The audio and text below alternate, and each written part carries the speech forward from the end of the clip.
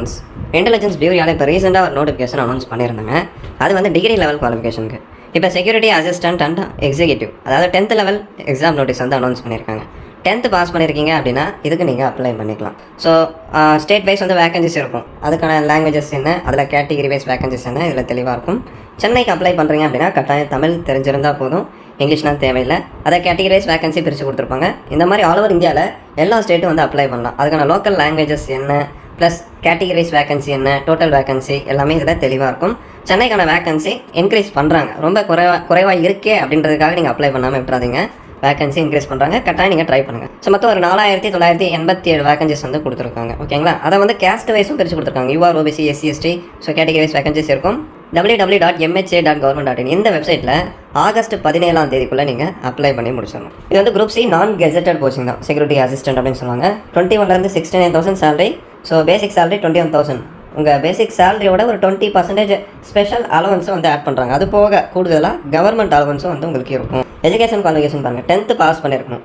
10th pass பண்ணியிருக்கணும். அந்த ஸ்டேட்டில் தான் நீங்கள் குடியிருந்தீங்க. அதாவது இப்போ தமிழ்நாடு ஸ்டேட்டில் தான் நீங்கள் குடியிருக்கீங்க இல்லையா? ஸோ அதுக்கு ஆதாரமாக டொமிஷியல் சர்டிஃபிகேட் கட்டாயம் தேவை. சரிங்களா? எந்த ஸ்டேட்டில் இருக்கீங்களோ அந்த ஸ்டேட்டோட டொமிஷியல் சர்டிஃபிகேட் தேவை. ப்ளஸ் அந்த ஸ்டேட்டோட லோக்கல் லாங்குவேஜ் நாலேஜ் இருந்தால் போதும். இதுதான் இதுக்கான எலிஜிபிலிட்டி. அதே மாதிரி டிசேபிள் அப்படின்னா இது தேவையில்லை.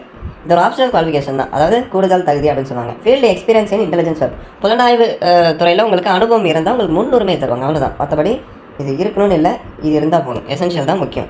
ஏஜ் லிமிட் 18 27 இருந்து அப்ளை பண்ணலாம். ஸோ 27 மேலே ஏஜ் பார் ஆயிடுச்சு அப்படின்னா ஓபிசிக்கு 3 years ஏஜ் ரிலாக்ஸேஷன் 30 வரையும் அப்ளை பண்ணிக்கலாம். அதே மாதிரி எஸ்சி எஸ்டிக்கு 5 years கொடுத்துருக்காங்க, 32 வரையும் நீங்கள் அப்ளை பண்ணிக்கலாம். இந்த 18 to 27 யாருக்கு அப்படின்னா ஜென்ரல், பொது பிரிவினர், யூஆர் அப்படின்னு சொல்லுவாங்க இல்லையா?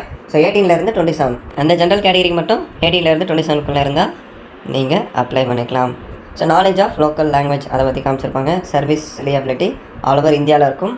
நீங்கள் சென்னையில் தான் அப்ளை பண்ணணும் அப்படின்னு இல்லை, நீங்கள் விருப்பப்பட்ட லொக்கேஷனுக்கு நீங்கள் அப்ளை பண்ணலாம். பட் ஏதாவது ஒரு லொக்கேஷனுக்கு தான் நீங்கள் அப்ளை பண்ண முடியும்.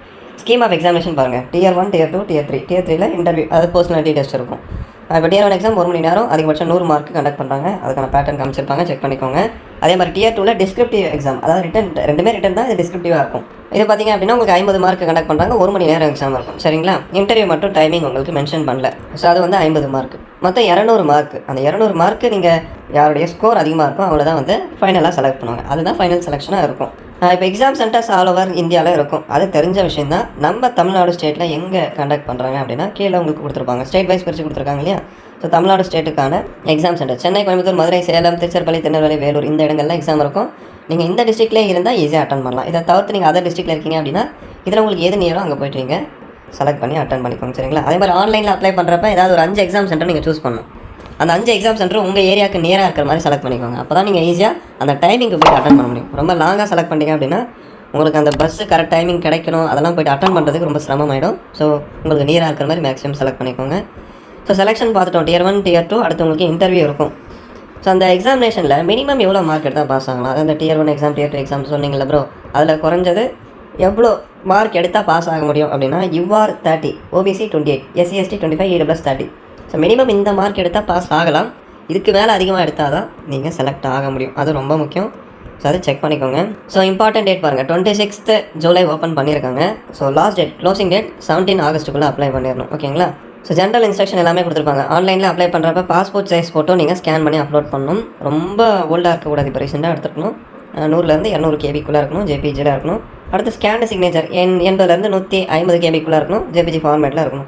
அடுத்து ஒரு கவர்மெண்ட் ஐடி, சென்ட்ரல் கவர்மெண்ட்டோ இல்லை ஸ்டேட் கவர்மெண்ட் மூலிமா கொடுக்கப்பட்ட ஒரு வேலிடான கவர்மெண்ட் ஐடி ப்ரூஃப் நீங்கள் அப்லோட் பண்ணணும். 10th மார்க் ஷீட்டும் நீங்கள் அப்லோட் பண்ணுற மாதிரி இருக்கும். ஸோ அப்ளை பண்ணுறதுக்கு முன்னாடி இந்த டாக்குமெண்ட்ஸ் எல்லாமே ரெடி பண்ணி வச்சுட்டு நீங்கள் அப்ளை பண்ணுங்கள். ஏன்னா ரொம்ப நேரம் நீங்கள் ஒரே ஸ்டெப்லேயே இருந்தீங்க அப்படின்னா எரர் காமிச்சிடும். நிறைய பேர் அப்ளை பண்ணுறாங்க இல்லையா? ஸோ அவங்களுக்கு வந்து அந்த கனெக்ஷன் லிங்க் ஆயிரும். ஒரே ஸ்டெப்லேயே ரொம்ப நேரம் இருக்கக்கூடாது. டக்குன்னு நீங்கள் டீட்டெயில்ஸ் எல்லாமே முன்னாடி ரெடி பண்ணி வச்சுக்கோங்க. அப்ளிகேஷனுக்கு தேவையான டாக்குமெண்ட்ஸ், டீட்டெயில்ஸ் அது எல்லாமே முன்னாடி ரெடி பண்ணி வச்சுட்டிங்க அப்படின்னா அப்ளை பண்ணுறப்ப ஈஸியாக நீங்கள் ஃபில் பண்ணி டக்குன்னு சப்மிட் கொடுத்து பிரிண்ட் எடுத்துடலாம். ஒரே பேஜில் ரொம்ப நேரம் நீங்கள் இருக்கக்கூடாது.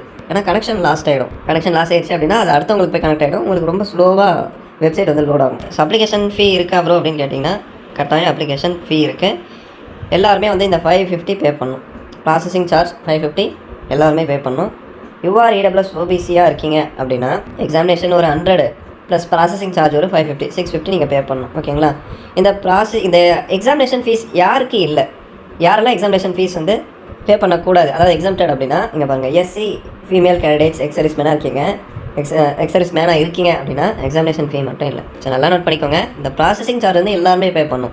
எக்ஸாமினேஷன் ஃபீஸ் 100 கொடுத்துருக்காங்க இல்லையா, இது யாருக்கு இல்லை அப்படின்னா எஸ்சி எஸ்டி ஃபீமேல்ஸ் எக்ஸர்வீஸ் மேனுக்கு மட்டும் எக்ஸாமினேஷன் ஃபீஸ்லேருந்து எக்ஸம்டட் கொடுத்துருக்காங்க. மற்றபடி இந்த யூஆர் இடபிள்யூஎஸ் ஓபிசி இந்த கேட்டகரி எல்லாமே ப்ராசஸிங் சார்ஜும் பே பண்ணணும், எக்ஸாம் ஃபீஸும் பே பண்ணணும். சரிங்களா, புரிஞ்சிருக்கும்னு நினைக்கிறேன். எந்த மோட்லலாம் நீங்கள் பே பண்ணிக்கலாம். SBI credit card debit card மூலிமா பே பண்ணிக்கலாம். யூபிஐ இருந்தால் GPay, Google Pay, PhonePe use பண்ணி நீங்கள் பே பண்ணிக்கலாம். ஸோ தேங்க்ஸ் ஃபார் வாட்சிங்.